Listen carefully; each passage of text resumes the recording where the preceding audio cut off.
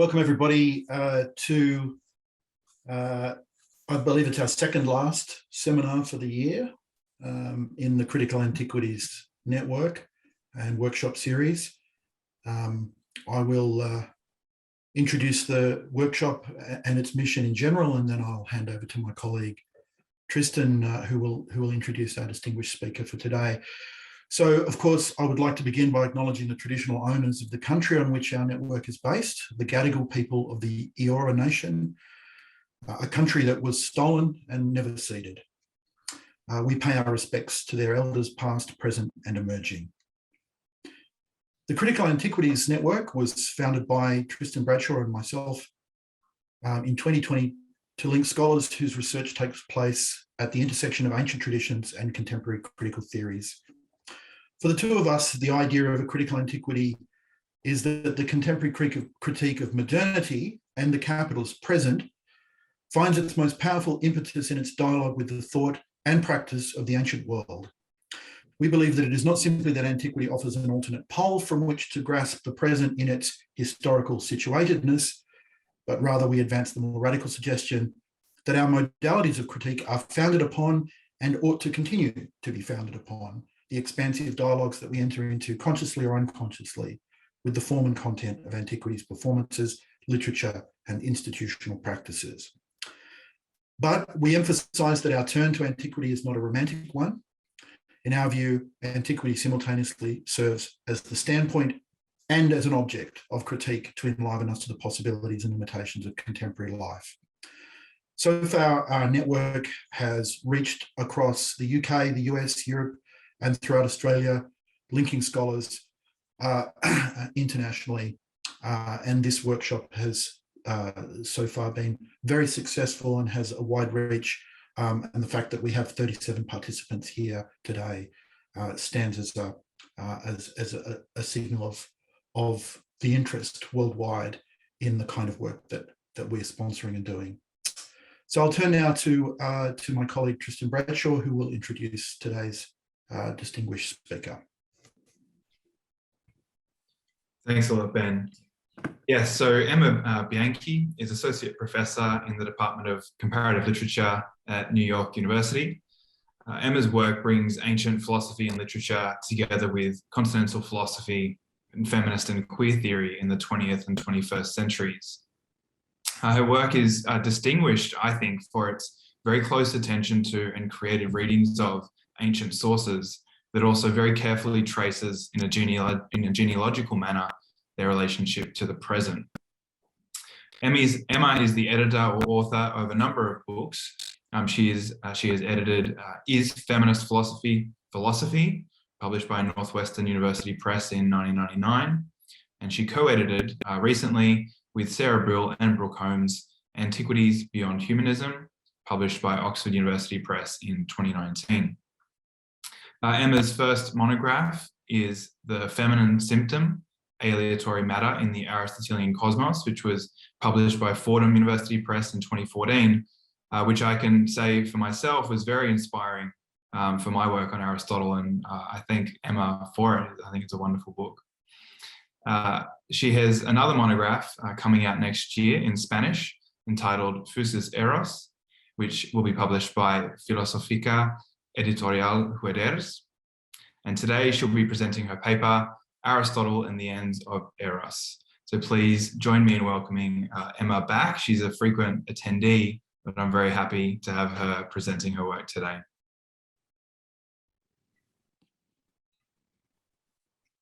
Great, thank you so much, Tristan and Ben, for having me. I'm really thrilled to be presenting, and no, I couldn't wish for a more apt forum really for my work. I think when I sort of started doing this kind of work in antiquity, there weren't really forums like this, and it's just really exciting to see these kinds of connections getting made.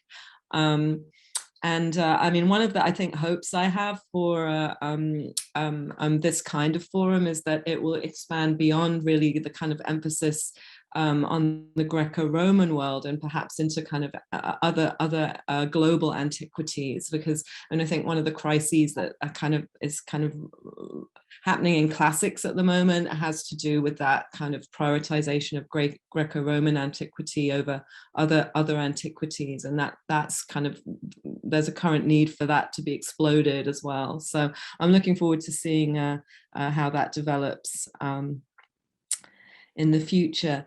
Yeah, just thank you for having me, and thanks to everybody for coming. And I am just going to jump right in. My talk is called Aristotle and the Ends of Eros.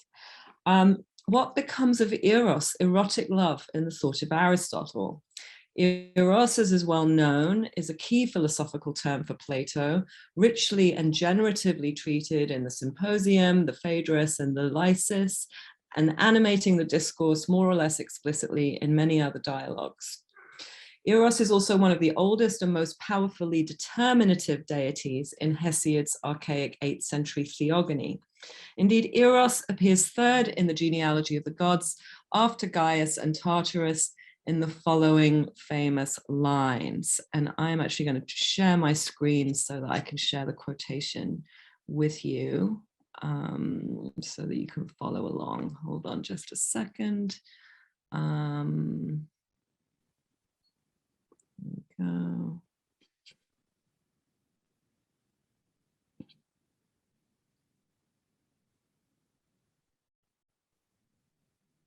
Can you see my screen? Yeah.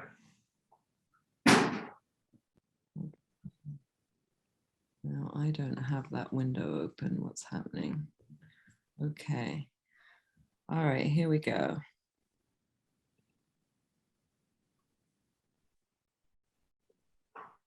I'm just having window trouble. Okay. First of all, chaos came into being, but then Gaia, broad-chested, always the unshakable seat of all the immortals who hold the peaks of snowy Olympus and dark Tartaros in the recesses of the wide earth, and Eros, the most beautiful, Callistos, among the immortal gods, loosener of limbs, Lucimeles, who subdues, and the verb there is damnatai, which also means to tame or seduce, who subdues the mind and thoughtful intention, epiphrona boulain, in the chests of all gods and of all men. In Aristotle, however, Eros meets a strange fate. Appearing only sporadically in the ethical, rhetorical, political, and even the logical works, Eros in human relations, we learn, is generally best avoided, since it gives rise to all sorts of excessive distress.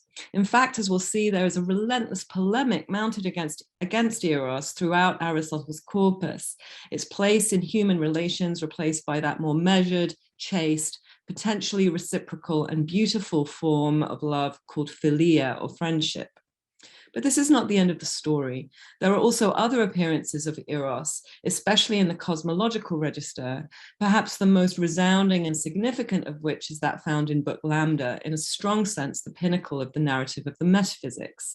Here we learn of the prime mover, which has the power to move things without itself being moved. That it does so precisely by being loved, eromenon, and that it does so precisely by being loved, eromenon. This passive, or really impassive being, defined essentially as thought thinking itself, has no matter, no force of its own, no outwardly directed concern or action, but rather it is as the pure activity or energeia of thought that it becomes the consummate object of desire.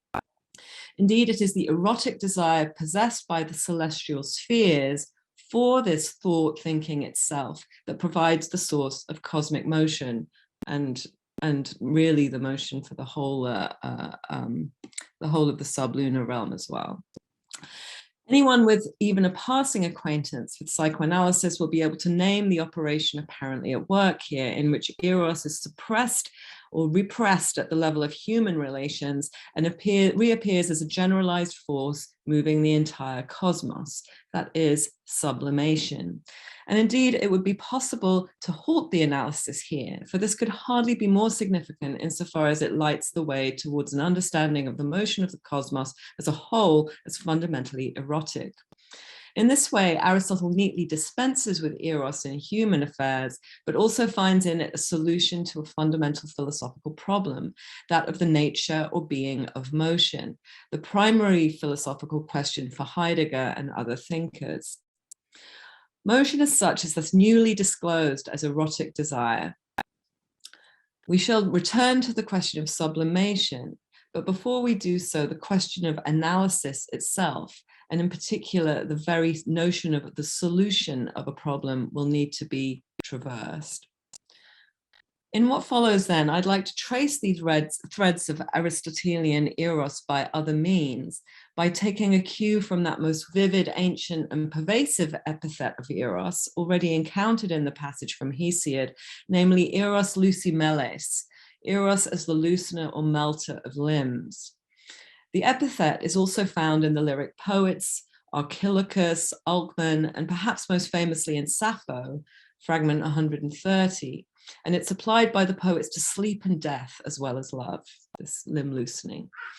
It will also reappear in the classical period, in Euripidean tragedy, as well as in a host of later Hellenistic poets. Sappho's poem reads as follows, and this is Anne Carson's translation, quote, Eros, the melter of limbs, lucimeles, now again stirs me, sweet, bitter, unmanageable creature who steals in. Carson suggests that this bodily melting brought on by Eros is profoundly ambivalent, delicious yet threatening. Quote, alongside melting, we might cite metaphors of piercing, crushing, bridling, roasting, stinging, biting, grating, chopping, poisoning, singeing, and grinding to a powder, all of which are used of Eros by the poets, giving a cumulative impression of intense concern for the integrity and control of one's own body, end quote. Aristotle himself does not use lucimeles as a qualifier for Eros, and as we will see, this omission also carries some significance. By attending to this absent term, I want to suggest that it is the threat to bodily integrity raised by Eros and the profound anxieties that attend this danger that will be decisive if we are to shed light on the question of Eros's fate in Aristotle's Discourse.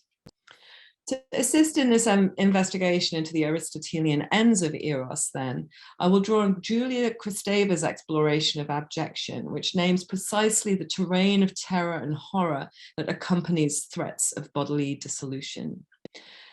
Through careful attention to the vagaries of lucis and the verbal form luo luisthai throughout the Aristotelian corpus, it will become clear that the Aristotelian organism and Aristotle's thinking in general might be understood as haunted by Eros, as a force at once destructive, disaggregating, and abject, and yet also bearing some relation, yet to be properly discerned and clarified, to philosophical analysis. Right? You hear lucis in the word analysis, right? And the solution of aporiae via traversal of the sublime. So to begin to think through this fate of Eros in Aristotle, it's probably prudent to begin by separating out its varied registers within philosophical thinking. And here Plato's Symposium proves instructive and lights the way. Following the succession of speeches in this dialogue, we may thus discern a Phaedrian, Pausanian, or Aristophanic register in which Eros appears as a dynamic between humans, whether of the same or different genders, that is, as a relational force operating in the strictly human sphere, drawing people together and inspiring them to overcome their limitations as singular beings. We may recall Phaedrus's description of the great deeds of valor that are accomplished by lovers in the name of Eros. And I've got all these kind of line references, but I don't think I'm going to read them out. If people really want to know, they can ask me. Pausanias's description of Uranian or heavenly love accompanied by virtue, as well as Aristophanes' description of the intense desire that draws one toward one's previously lost other half, whether of the same or opposite sex. And it ought perhaps not to go unremarked that each of these accounts also has a tragic dimension. One may die for one's lover on the battlefield. Virtuous love is always haunted by the spectre of vicious or self-gratifying love. And in order for one to have another half, one must first have been violently sundered from the being, male or female, with whom one was originally united. Next in the symposium comes the Dr. Eric Simicus's discourse on Eros as a cosmological force. Here we find echoes of the Empedoclean cosmic forces, love and strife, philia and nakos, that attract and repel the elements and lead to their combination and separation in the formation and destruction of beings. For Eric Simicus, however, it is the erotic force alone that encompasses these two opposed forces. This is in opposition to Empedocles, who has dual forces. So for Eric Simicus, Eros is itself doubled and internally ambivalent, with a side that attracts, combines and harmonizes, leading to pleasure, new life and flourishing in nature, as well as a hubristic side that causes cacophony, plagues and blights. We've already encountered this duplicity within Eros, but for now let us follow the symposium's lead onward. Agathon's speech reveals Eros as a source of divine inspiration, whether of great age and grandeur, or of youth, delicacy and charm, enchanted and seductive. And here it seems like we're climbing the ladder, right? The ladder of love.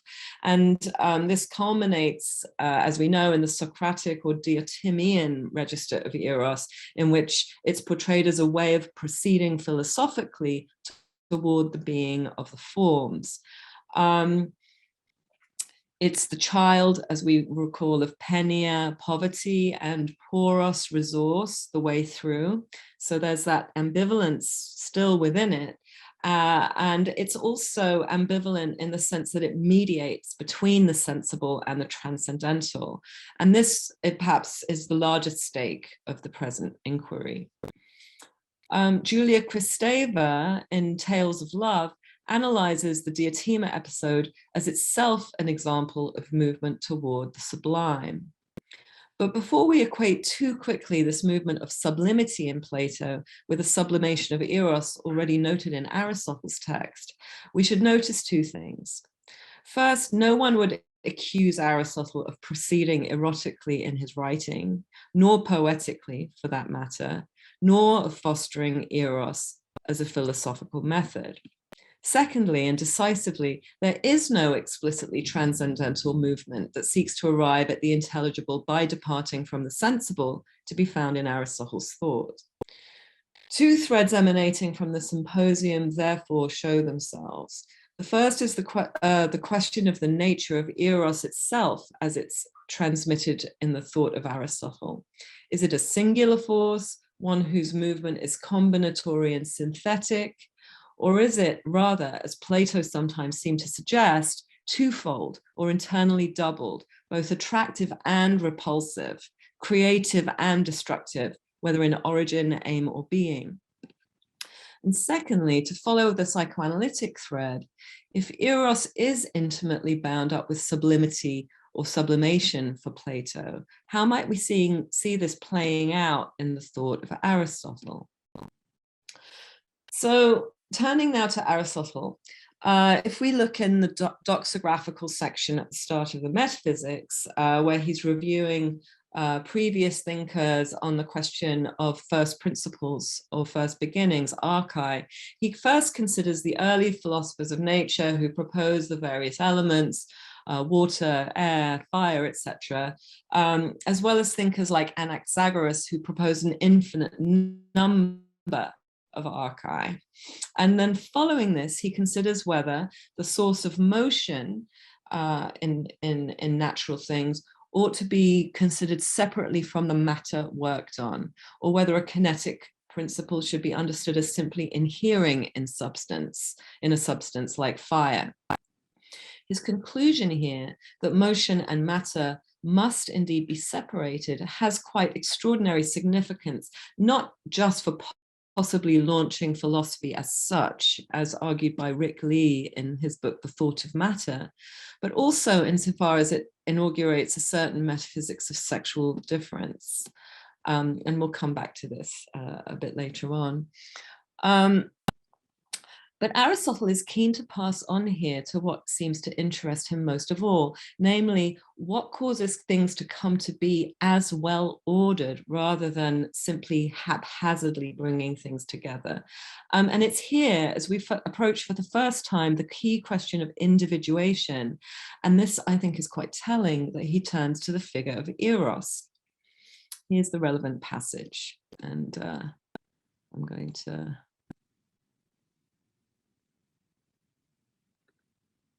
You have that on your screens, right? Is that visible? Okay, great, thanks. So here's the relevant passage. It might be inferred that the first person to consider this question was Hesiod, or indeed anyone else who assumed love, eros, or desire, epithumia, as a first principle in things. For example, Parmenides.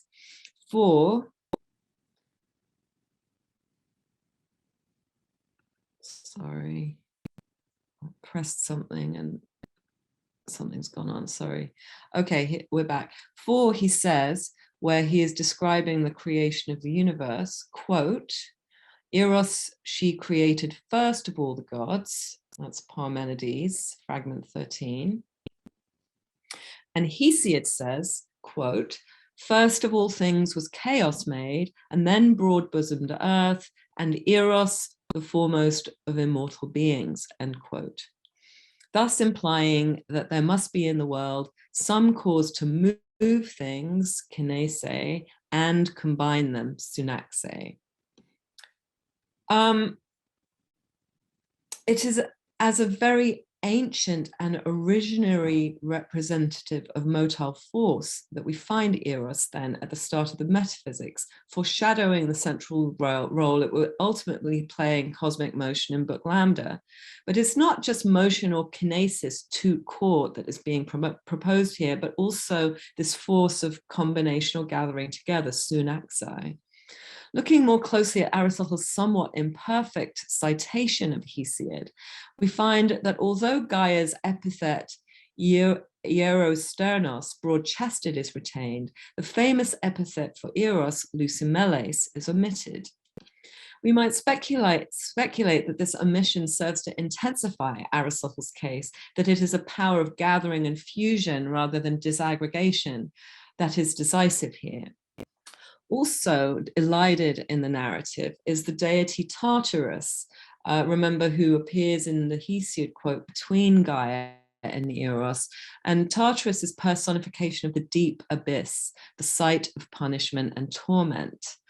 And Kristeva notes writing of Diotima's erotic discourse in the Symposium, and this may provide a clue, that she says that man, in warding off death through symbolic rather than reproductive fecundity, as that appropriation of a reproductive eros shows in the Symposium. And here's the quote from Kristeva, that man goes round the feminine, which is his abyss and his night. So I just want to suggest here that in this elision, some significant moments about disaggregation in the figure of Lucimeles and Tartarus as something abyssal and possibly feminine are omitted. So Aristotle presents Eros here as a purely cohesive, sorry, this is repetitive, cohesive and combinatory motile force, a deity who follows on in the theogony from an originary opening, chaos producing a benign, broad-breasted Gaia, and he neatly circumvents the abyssal horrors of Tartarus to deliver us an Eros cleansed of its unsettling elements, no longer even the most beautiful Callistos, as Hesiod has it, but now the foremost, the most distinguished or even heroic. And I just should note that in this analysis, I'm following quite closely Claudia Barraque's Claudia Baracchi's extraordinary essay, In Light of Eros, in this reading. Aristotle then immediately turns to addressing phenomena of disorder and ugliness that are also endemic in the cosmos, citing Empedocles on love and strife, and glossing love as the cause of good and strife as the cause of evil. And I don't think we can really fail to hear in this context the force of the doubled Freudian drives of beyond the pleasure principle, the libido and the death drive, eros and thanatos. And indeed in Analysis Terminable and Interminable, Freud remarks at some length on the Empedoclean provenance of these psychic drives. It's notable that Empedocles too suppresses the term eros, like Aristotle substituting the term philia, since he seems too to divest eros of its disturbing ambivalence. Aristotle will in turn go on to relate these two opposed forces, love and strife, to two of his own four causes, namely, once again, the source of motion on the one hand, the material cause on the other. Eros thus remains here explicitly connected to the source of motion, this archekinesios, as the good combinatory force, while the material cause is now explicitly connected with strife, evil, dispersion, and destruction. Now, without pretending to resolve the sticky problem of whether in psychoanalytic fact there are two opposed drives or just one drive, a libido that encompasses an aspect that gathers and unifies, and alongside an aspect that disarticulates and destroys. And this is indeed the argument of Rosaura Martinez Ruiz's recent 2021 book, Eros Beyond the Death Drive. I want to ask whether, with Kristeva's assistance, we might detect traces of Eros, the limb melter, in Aristotle. For unlike Aristotle, with his polemic against Eros in human relations, Kristeva recognizes an unsurpassed value in love. She even makes life itself coterminous with love. If it lives, she writes, your psyche is in love. If it is not in love, it is dead. And then she quotes Hegel, death lives a human life. That is true whenever we are not in love or are not in analysis. Sorry, the Hegel quote was just death lives a human life. And then she comments, that is true whenever we are not in love or are not in analysis. So for her, and both analysis and love are really coterminous with life. But Eros Lucimeles disaggregates the organism and subdues thought. Where in Aristotle is there a place for such a force? Aristotle's teleological thinking is, in my view, fundamentally grounded in the figure of the organism. His primary phenomenological insight, it seems to me, is that an organism develops from a simple seed into a complex yet unified whole and comprises a functional system of parts and wholes. Even beyond his extensive biological writings, throughout the corpus, he relies on endless analogies with a healthy and flourishing organism, whether he's speaking of proportionate speeches, political harmony, moral balance, or well-made literature. The healthy organism is often referenced by Aristotle as a paradigm of anything that lives well, that is, that lives in accordance with the good, to which all things in the cosmos, in his account, tend. In this light, it is not hard to see why he might polemicize against Eros Lucimeles. And just to mention a few examples of his anti-erotic polemic, we learn in the Eudemian ethics that both love and spiritedness or anger are instances of a pathos alogiston, an undergoing or suffering that is beyond logos or without reason, since they render one beside oneself, ekstatikon. Love, furthermore, is an excessive state of emotion, hyperbole, of a kind that is felt by nature toward one only rather than for many, and therefore it's exclusive and strife-causing. Love is listed alongside poverty, pain, and sorrow as possible grounds for the cowardly act of suicide. In the politics, a ruling class man's love affair with a friend's eromenon or beloved is proffered as a cause of civil unrest. In the rhetoric, Eros raises the spectre of incest, which is invoked in a refutation of the assertion that love is always good. And the spectre of homosexual incest is also raised in the politics, in the critique of the obliteration of the family in Plato's Republic, in which we are told that father-son or brother-brother love is an ever-present possibility. A little later, we find the Aristophanic idea of love in the Symposium Under Fire, in which two lovers, originally one being, rent asunder, seek to merge and meet, which would lead to the obliteration of the personalities, according to Aristotle. That's also in the politics. The potential for asymmetry in erotic relationships is problematic in itself for Aristotle, since one party may be looking for what he calls a pleasurable shared life, while the other may be just instrumentalizing his lover for personal pleasure or gain. In an extraordinary syllogism in the prior analytics, we are told that in the absence of the ideal situation where you have a lover who desires you and who will also actually go to bed with you, it's preferable to have a lover who desires you and won't sleep with you over a lover who will sleep with you without really desiring you. Whatever we think of this judgment, Aristotle's conclusion is that philia, or chaste love, is an end in itself, while sex is not an end in itself at all.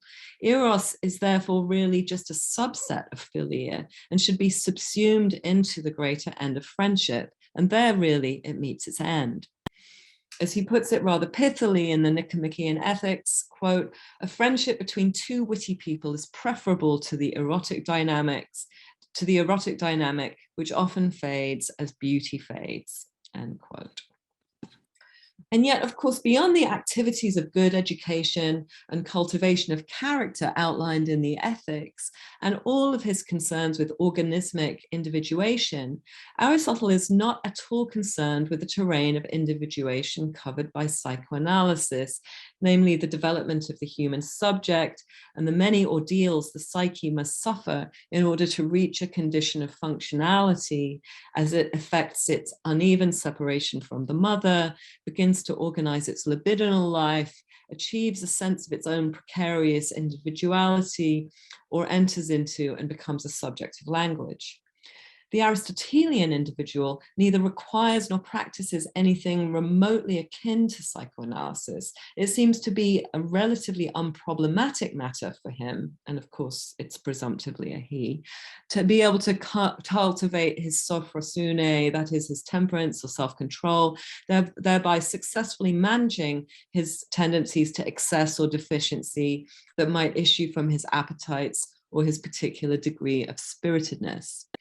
Overall, for the members of the Athenian male elite described by both Plato and Aristotle, such cultivation of the soul is a matter of education and excellence, conditioned by aristocratic values of nobility and beauty. There's no whiff for the Greeks of neuroses, psychoses, or other psychogenic problems.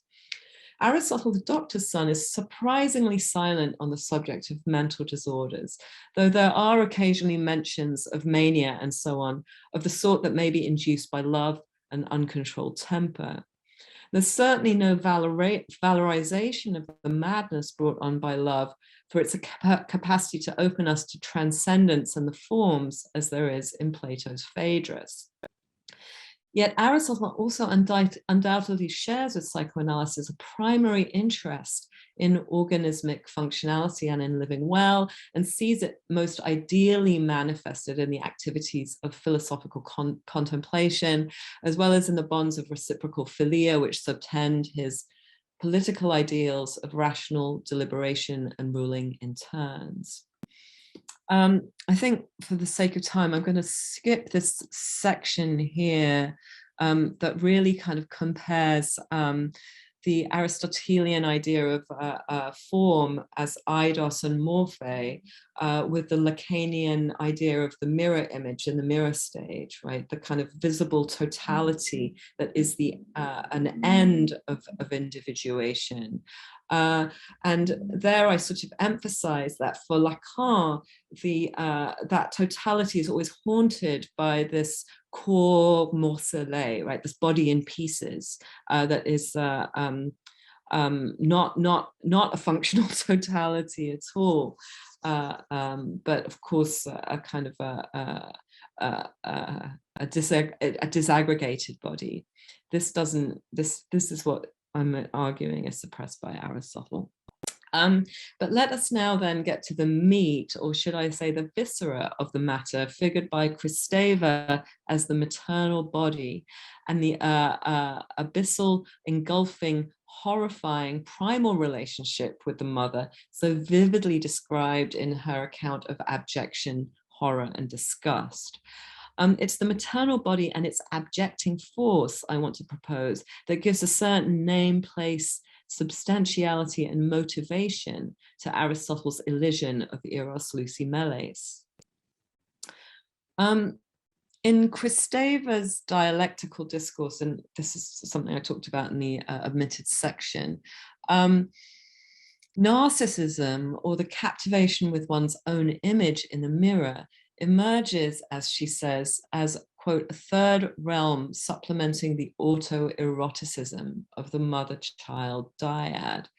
So for psychoanalysis, individuation is not just a drama taking place between the subject and its own captivating specular image, but rather arrives as a necessary interruption of this pre-Oedipal relationship that has its pleasures, those of protection, nourishment, warmth, care, touch, sensuousness, rhythm, and sonorousness.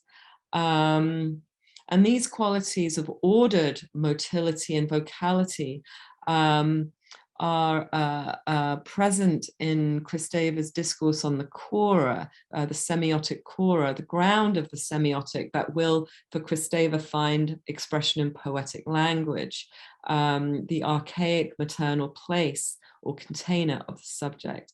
And yet, even in this discourse on language, we are told that, quote, the ordering principle of the semiotic chora is on the path of destruction, aggressivity, and death. She goes on to say that, quote, for although drives have been described as disunited or contradictory structures, simultaneously positive and negative, this doubling is said to generate a dominant destructive wave that is drive's most characteristic trait. So this originary primary bond with the mother, that we're in this terrain of the semiotic chora with Kristeva, is both pleasurable and full of aggressivity. And in the face of this comes the utmost necessity of violent separation, the need to reject and abject the maternal. She writes, quote, and I think I have this here as well.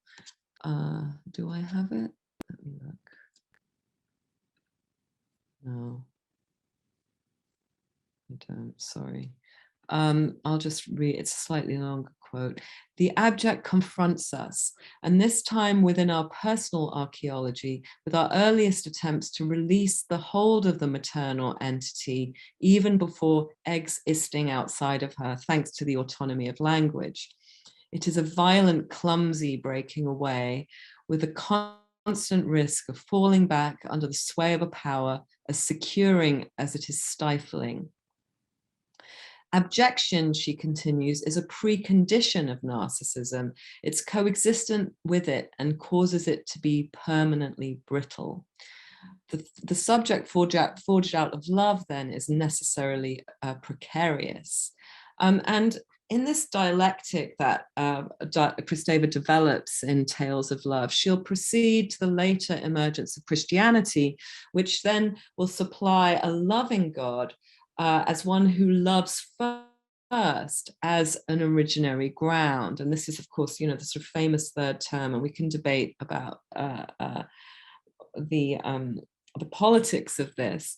But for Kristeva, this loving God grants the security and guarantee against the threat of abjection posed by the maternal body. So it's a kind of a saving power. But if we stay with Aristotle, his divinity, the prime mover, is itself arguably a self-contemplating figure of divine narcissism, entirely impassive, apatheis, and uninterested in anything outside itself. A beloved God, but certainly not a God of love, capable of granting solace or security. The highest activity of the human organism, therefore, is philosophical contemplation, where, for all too brief moments, it becomes most like the divine and enacts the thinking of thought itself. So there's a kind of solipsistic communion with divinity here. But at the same time, in this practice, motion comes to a complete halt. The body's materiality is transcended, and Eros is no longer in operation. So if this wrapping oneself up in one's own thought, or thought wrapped up in itself, represents being's energeia and entelecheia, its being in act and being in completion, then the process by which the individual achieves such autonomy, that is, his journey of separation from the mother, is of no interest to Aristotle, since in the biological works he has already dispensed with her quite neatly. Well over a century before, Apollo in Aeschylus's Eumenides defends Orestes' matricide on the grounds that the father is the real parent, while the mother merely safeguards the offspring as a stranger would a stranger, xeno xene, and is not a real parent at all. Providing an innovative scientific and metaphysical scaffolding for this polemic, Aristotle separates the stuff from which things are made, the matter, from formal, motile, and teleological causes, which means that in sexual reproduction, the mother provides merely the matter in the form of menstrual blood. The matter's contribution is thereby divested of its motility and is now passively acted on by the sperm, carrier of form and the source of formative motion. I think, for an alternative critique of this idea, Adriel Trott's recent book, The Matter of Form, provides an alternate account of this relationship, but I very much respectfully disagree with the account she gives there. Aristotle's innovation thus radically deactivates, in my view, the physical, psychical, and ontological power of the maternal body and its role in the formation and individuation of the human organism, entrapping it within the degraded, presumptively passive placeholder that is Aristotelian matter. This is, I submit, precisely an act of abjection, in Kristeva's sense, that is far from unique, but certainly notable in the history of Western metaphysics for its violence and summary effectiveness. With the help of Kristeva, then, we can see how the thoroughly masculine world of Aristotelian paideia and ethical cultivation, the development of the noble Athenian virtues such as courage, temperance, and friendship, the governing of the well-ordered polis through rational deliberation and ruling in turns, and the motionless activity of philosophical contemplation in which the rational soul emulates the divine, can arise in a way that is relatively free of material and maternal trouble, once the disordering threat of bodily disaggregation, that is, of eros lucimeles, is kept at bay. In the image of the limbs deliquescing and separating from the body, in the physical symptoms of love that render one beside oneself, out of one's mind, and even destroyed in the ecstaticon, or in excess of oneself in hyperbole, in the possibility of thoroughly merging with another, and the accompanying loss of self in jouissance. In this venturing to the very limits of the psyche, we conjure or travel close to the psychical horror of maternal engulfment. To put it bluntly, the maternal feminine is what Eros threatens at any time to reactivate. Now, while Kristeva's thought in these respects has great explanatory power, it may also be seen to, in itself, reinscribe some misogynist attributions as well as normative heterosexuality at the heart of human development, while treating the body over literally, threatening essentialism and so on. And I think, for that critique, we can't do better than Judith Butler's treatment in Bodies That Matter. But it's still specifically through the phenomenon of transference love that Kristeva will argue that psychoanalysis is capable of effecting a reorganization in and of the symbolic that provides greater possibilities for movement and connection for the subject, that has the potential to loosen the grip of neuroses, anxieties, phobias, threats of psychosis, and other forms of psychical and even political entrapment. In other words, it's through precisely an eros that is capable of presenting the greatest possible psychical threat, that of abject disaggregation, excuse me, that the possibility of a cure, a solution, an unbinding of knots is also found.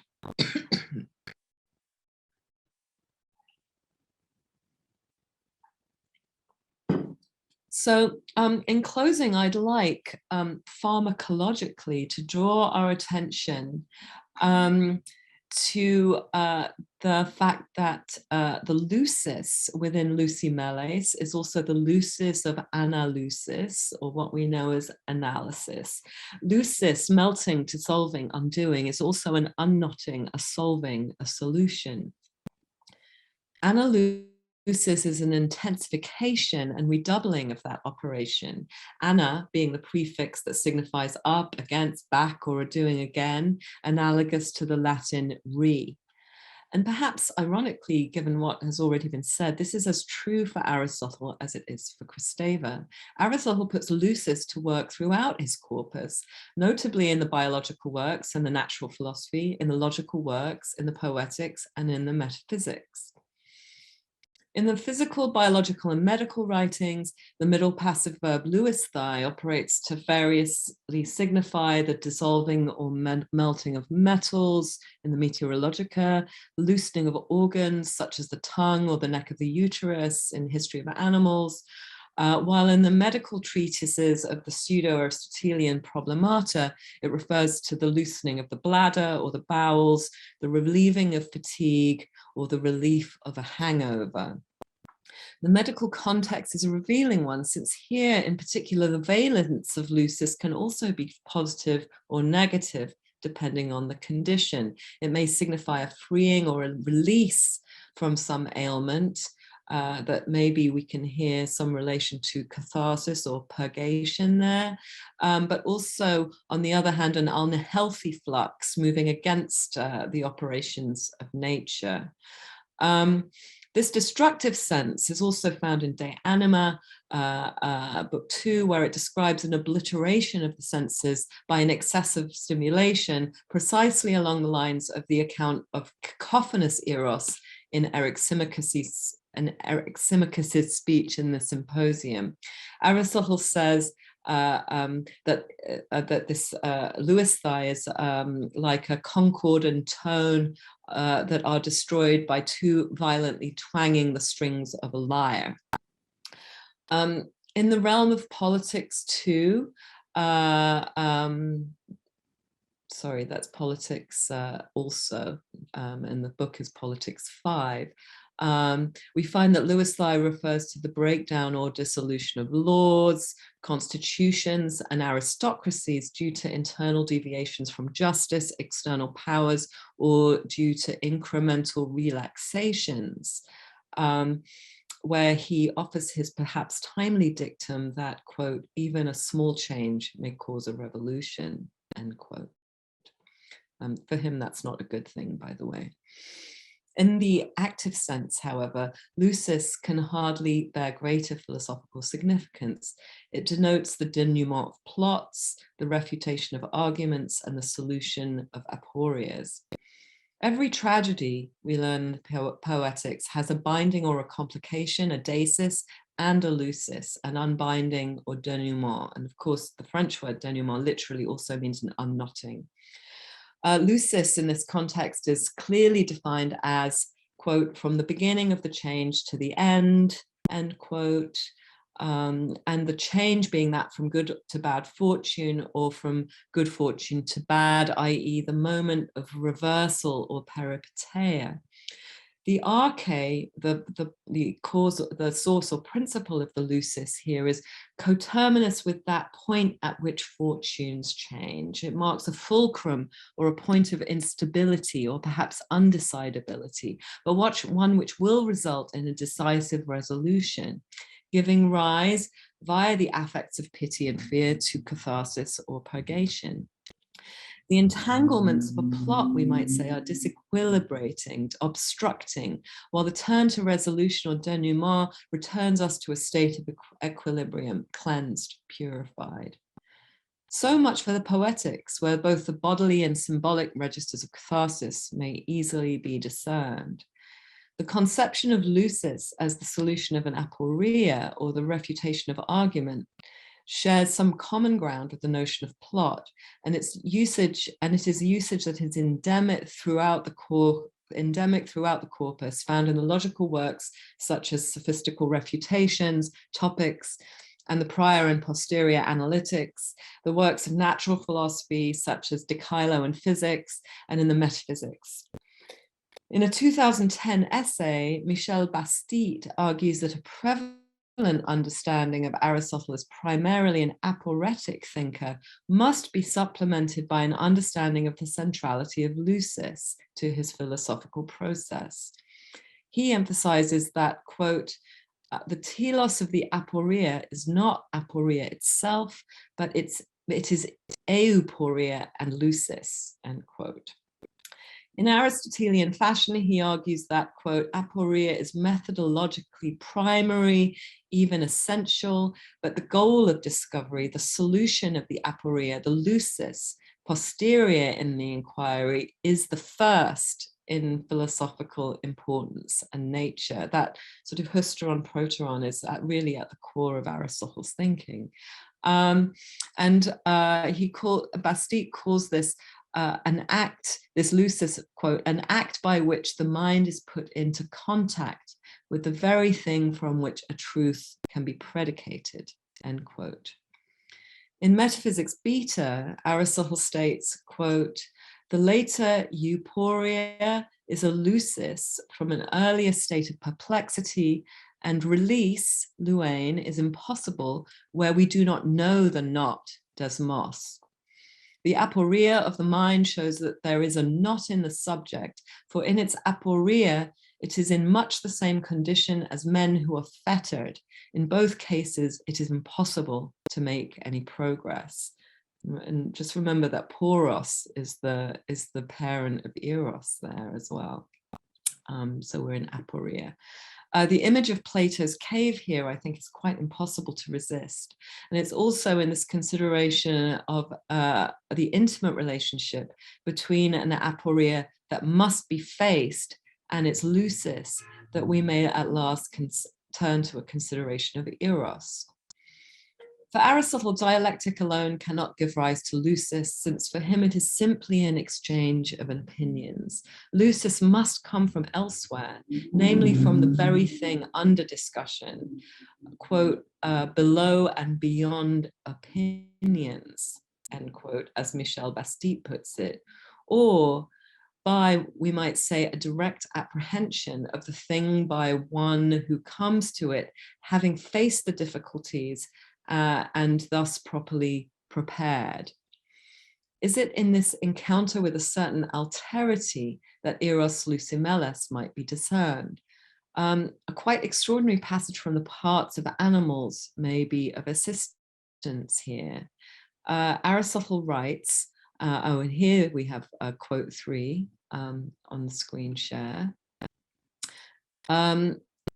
Quote, for though our grasp of celestial things is but slight, nevertheless the pleasure it brings is, by reason of their excellence and worth, greater than that of knowing all things that here below.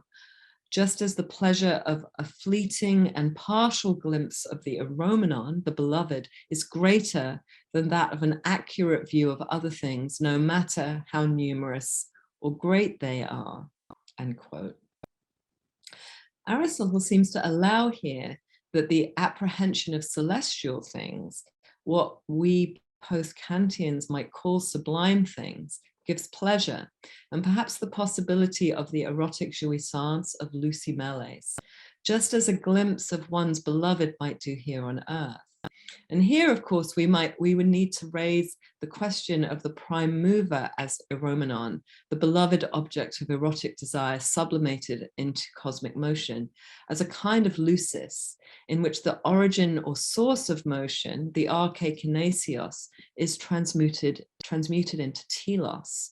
And there I'm saying that there's a kind of a lucis or solution in that move that Aristotle makes, where he says, really, the arche is the telos.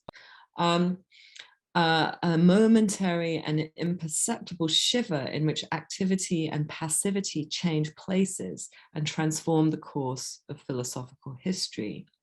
Consider also that other radical Aristotelian innovation that we already looked at, that of the idea of matter as that which underlies all passage from being to not being, which solves the great aporia of coming to be, of something coming to being that was not there before. The risk, perhaps, of such a moment of resolution is that it too may rely on an operation of abjection. In this case, I've argued that of matter and the maternal, resulting in a closure indexing a flight from difficulty rather than an incorporation or incarnation of difficulty within speech.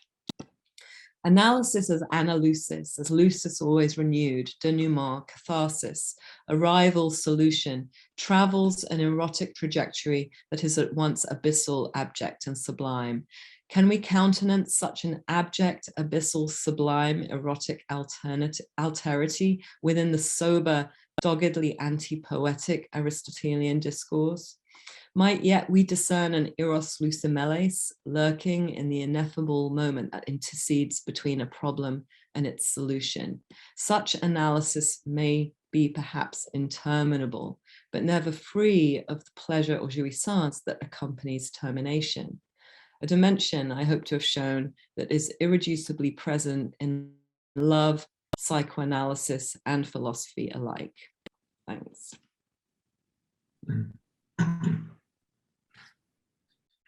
Thank you very much, Emma, for this wonderful analysis of Eros and across all of these texts. That was really fascinating. So now the audience has a chance to ask Emma some questions. You can do that best through the chat function. You can either indicate you have a question with a Q by typing the letter Q and I'll call on you, or else you can type your question and I'll read it. So are there any questions ready to go?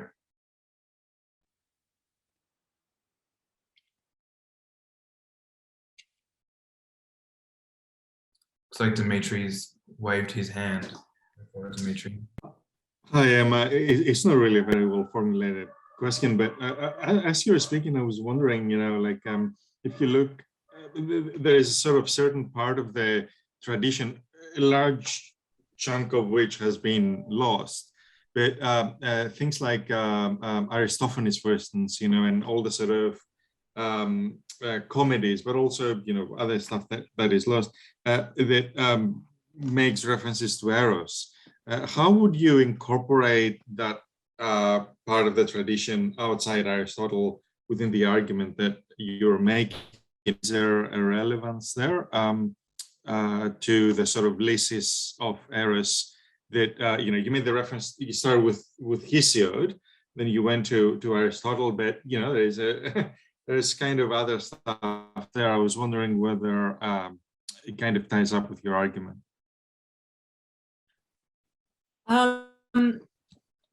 Yeah, thank you. I mean, I think Anne Carson does a really great job with this in her Eros the Bittersweet. I don't know if I can surpass that, and I really, I was kind of having this, I think, inspiration from her own, I think, much more literary engagement with these manifestations of Eros that that I want to kind of incorporate, I think, via Carson really into sort of thinking about, Aristotle's, as I said, sort of doggedly kind of anti-erotic text. No one would go, if one was interested in the theme of love, no one would go to Aristotle to answer those questions. So I think, my problematic was, why, how does this theme, which is, so widely explored in all these other genres, and including in Plato's philosophical text, why does it receive such a sort of a repression in the work of Aristotle? So yeah, that was really the project here. Okay, Sarah Brill.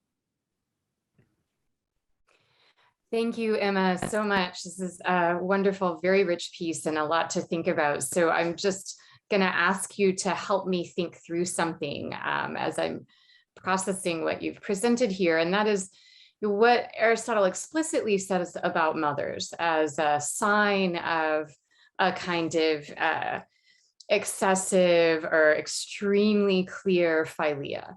And what he argues is that as a sign of maternal philia is her willingness to give up her child if it is in its best interest. And there seem like very rich resources in what you presented for how we might read that. Is that kind of turning maternal rejection or aggression into love? Is that a kind of projected desire for objection? How might we look at this notion that the mother's willingness to leave her child is a sign of love in light of the reading that you've just given?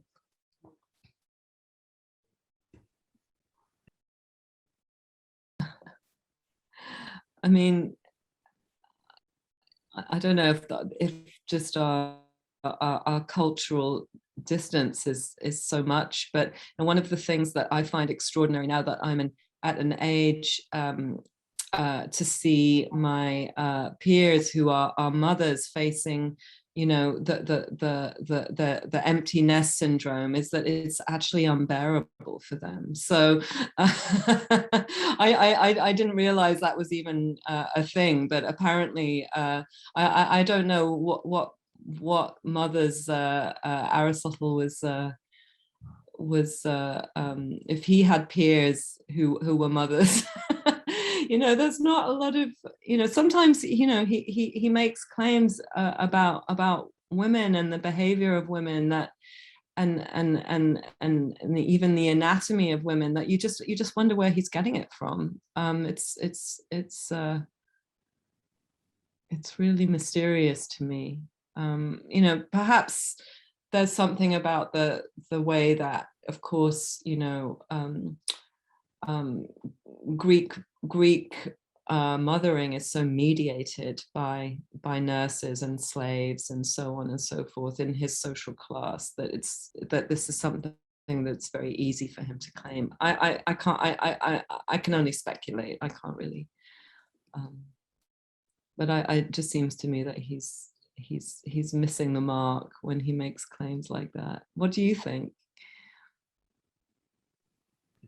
Well, just a very quick follow-up. The examples that he draws from are tragic. So it does seem as though there's this kind of trope of maternal sacrifice, which is at work there. That is really what I was hoping to hear you say a little bit more about. Yeah. Yeah, of course. Yeah, no, I mean, I think for him, that's just a sort of signifier of kind of nobility, right? That this kind of philia is a kind of noble, a kind of form of love that always is related to greater noble goods rather than to selfish motives. I mean, doesn't that seem right?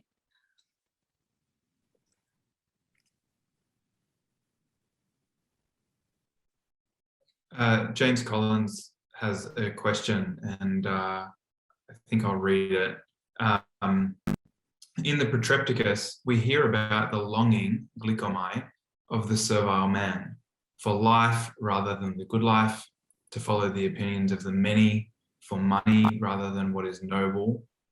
In direct contrast, we get the brave and the risky striving of the free philosopher, something far more active and adventurous than in the later texts.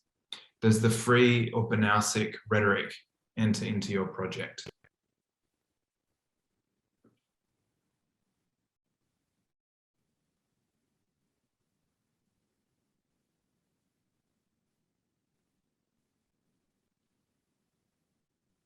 I mean, I think, you know, this rhetoric has not entered into my project. I think I'm much more concerned really with let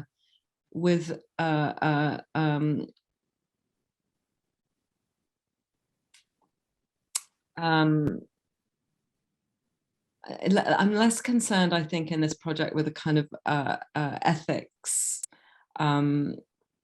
on the ethical grounds on which Aristotle kind of polemicizes against Eros, which I think are implicated in very much in the point that you make. But I think, you know, my concern is very much more with this kind of metaphysical conception of the organism as such, and how a sort of experiential, the sort of experiential or the phenomenological side of organismic being as it relates to metaphysical being is haunted by this question of Eros. So I'm actually sort of less interested kind of more kind of ethical and political questions about sort of living well and so on. But I really appreciate the question. I think it's an excellent question, and it gives me lots of food for thought. I actually raised it, I think, because it does seem to be a more full-bodied, fuller organism that is full of striving in this view, right? So in the Protrepticus, we get a parallel with the Delphic Theoria, right? And making that physical journey to another place. And then too, about the risks of sailing to the pillars of Heracles bravely. So I can see that too has ethical ramifications. That's entirely the point, but it does seem to kind of grab in a much bigger net more of the philosophers. I'm sorry, James, you're kind of cutting in and out. Oh, sorry. Yeah, the audio is a little bit fuzzy for me as well. Okay. Sorry. Sorry, I don't know what I can do, but thank you. It was hard to hear what you were saying. If you want, I'd love it if you could sort of just write something in the chat, and then I could sort of see what you're trying to say. Thank you. Let's make this platonic and write the dialogue. In the meantime, Jacques Lesdra has a question. So James, if you want to write your question or comment, you can do that. Jacques? This is a question by way of simply a kind of associative flight, and coming from quite a different angle. It seems to me that if we think through some of the primal scenes of the psychoanalytic mode of inquiry as it's constructed in the kind of general imaginary, the refusal of the kind of liquefaction or solution is very much at the heart of, say, Irma and Dora, right? So it's in both of those moments, it's the threat of a kind of solutional relational that is staged as the primary moment in the production of psychoanalysis. And it's what produces the anxiety from which analysis begins. And psychoanalysis as a discipline takes flight. And I was wondering, to some extent, what you could do with that for your inquiry, and whether the Kristeva, whether you, well, how you would address that. In specific, I'm thinking of Irma specifically because it's so clearly about analysis and solution, and the rejection of the danger of solution, and the necessity of the imposition of a disciplinary frame as the compensatory structure, given that solution is problematical. If we accept that description, then the line leading to the compensatory construction of philosophical inquiry, psychoanalytic inquiry against solutional models seems clear. I wonder, do you have a response? I mean, I think this just really speaks to this kind of ambivalent or two-sided the ambivalence of the two sides of Eros as pleasurable and combinatory and salutary, and sort of terrifying and disaggregating, and the two sides of Lucis too, as a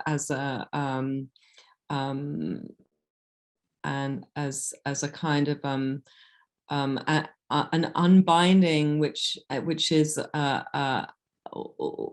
also carries threat of a kind of disaggregation, right? So there's just that. I think there's just we couldn't really do better than return to the notion of the pharmakon, that is both the cure and the poison. I think that's really at the heart of this erotic discourse, and also this kind of analytic discourse. I wonder about the sort of the form of the return as a constant return. I mean, I think this is why at the end, I brought up this question of the terminable and interminable, because of course, I think that this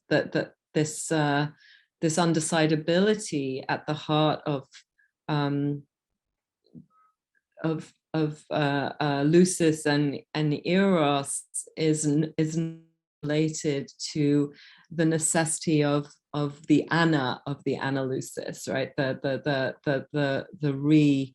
And of course that re has the specter of the death drive, insofar as repetition could be always an eternal repetition of the same, but also the fact of iterability, that the re or the restaging or the return to the sort of traumatic scene in the analytic process, for example, is always going to be at a new moment, in a new context, and bring other. It will always be a recontextualization and therefore a movement.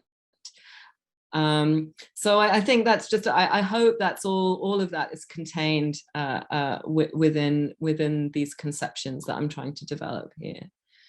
Thanks.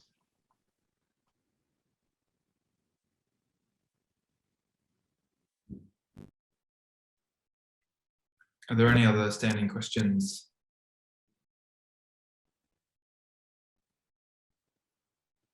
James is either in the middle of writing an essay, or he's decided it's not worth writing it down.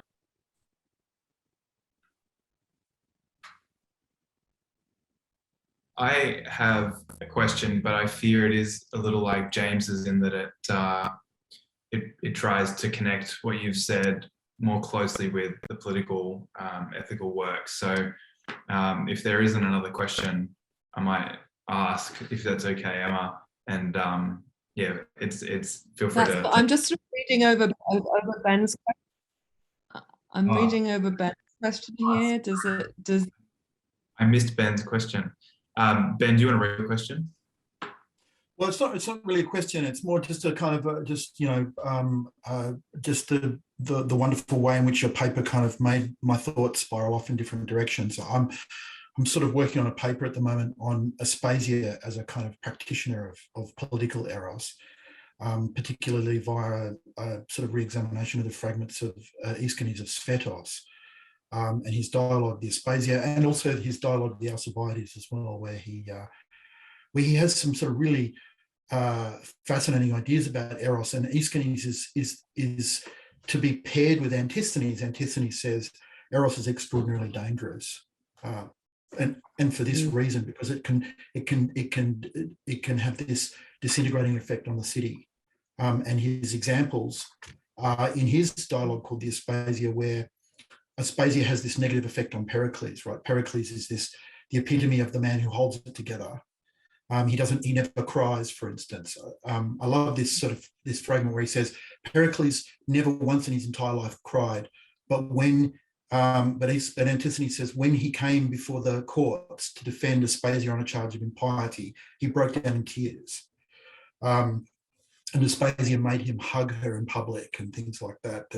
And so she really sort of loosened the great statesman, and that this, Antisthenes says, was had a deeply corrupting effect on the city. Whereas Aeschines says the absolute opposite. In the fragments of his dialogue, eros is the thing that allows one's virtue to be made apparent through the love of that another brings to you. So in the dialogue of the Alcibiades, Socrates says to Alcibiades, I'll never be able to steer you towards virtue by debating with you or arguing with you. All I need to do is just sit down next to you and love you. And hopefully you will just, by virtue of that proximity and intimacy, will kind of be steered towards virtue. And the analogy he uses is in the same way that when the Bacchae kind of go into the mountains, they just find milk and honey kind of pouring out of the ground. So too, just by being next to you, I will kind of make you disgorge, your virtue, and you'll become a better man via my love in this sort of indirect fashion. So I think that tension that you're talking about between these two different types of eros is already there in the Socratic, in the Socratics being unable to kind of agree on, whether eros is a good thing or a bad thing. It's a sort of this, and Aspasia I find is very interesting as a figure because she sits right across that. She's evil because she causes wars and she undermines the city, but she's also good because she can teach you about virtue, about putting the right people together to find the way forward and so on. It's really very fascinating. That's right. Yeah, no, Ben, this sounds like a fascinating project, and I look forward to seeing what comes of it. And it sounds like there's a lot going on that has some stuff in common with what I'm thinking about. So well, I'll just add a fascinating, just little tiny footnote to that, is that after Pericles died, Aspasia was supposed to have shacked up with an Athenian politician whose name was Lysicles. And he who was famed for Lucis, I mean, this is one possible interpretation of his name. But anyway. Yeah. And they had a son called I find it just from Poros. I mean, it's sort of ironic, isn't it? In the same vein that Plato's dialogue Lysis is in fact sort of in a way the most Aristotelian of the Platonic dialogues, insofar as it really argues for the superiority of philia, the sort of the noble virtue of philia over eros.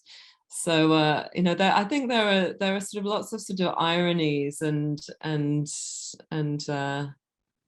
ambivalences just in this whole terrain that just are really, really fascinating. And I appreciate this terrain that you've drawn our attention to. Thank you so much.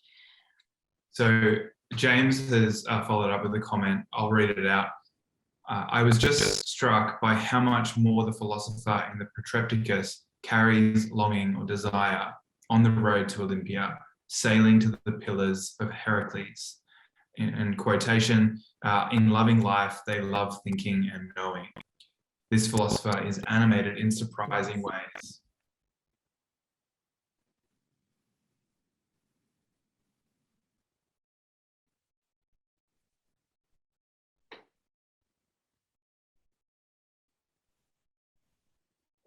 Yes, this moving philosopher is a sort of a really different figure from the philosopher just sort of wrapped up in contemplation, right? Who's achieved a kind of an energeia that is beyond motility and beyond motion. I think that's very interesting. It's surprisingly modern in some ways. This idea of the kind of a striving philosopher. It's not so classically Aristotelian. Is James here to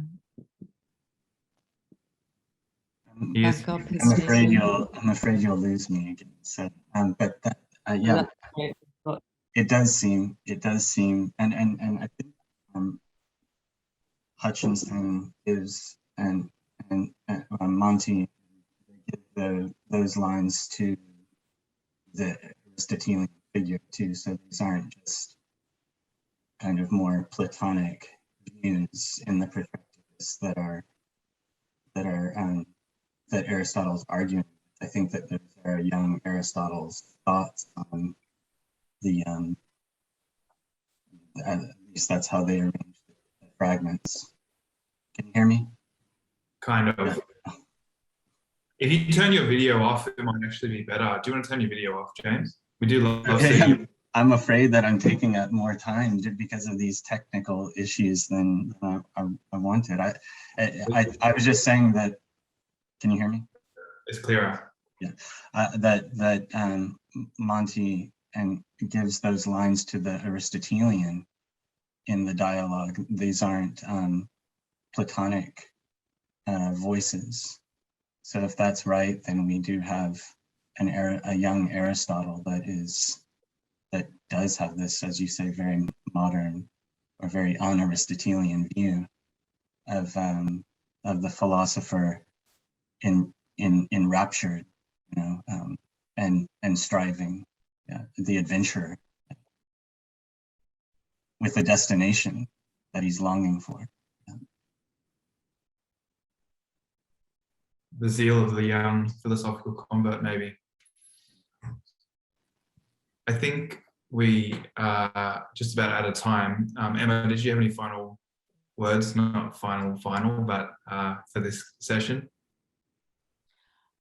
Just really to thank you all so much for